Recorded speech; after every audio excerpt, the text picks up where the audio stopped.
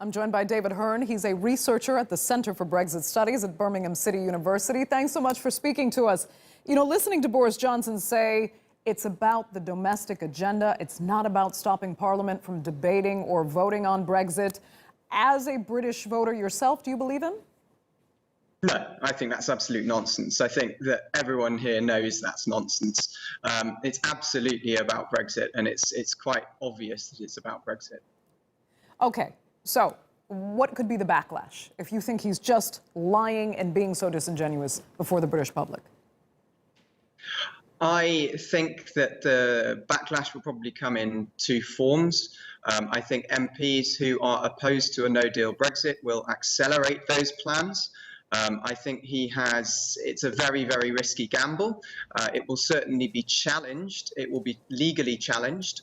Now, there's some debate here as to whether that's likely to succeed or not. But leaving that aside, he's certainly going to face a considerable degree of opposition from MPs.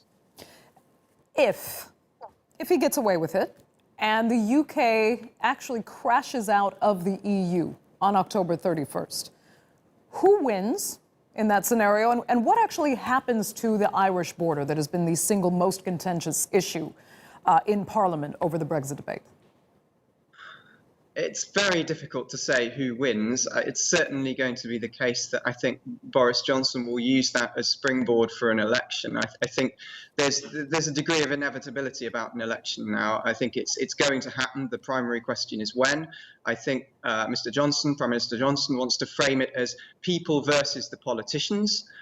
Now, whether he in fact wins that is questionable, obviously, but that I think is his plan. In terms of the Irish border, I think the most likely scenario is that Ireland will be asked by the European Commission, and there are already plans to do so, to impose a hard border. I think they will have no choice. Okay, David Hearne joining us there from Birmingham. Thanks so much for that.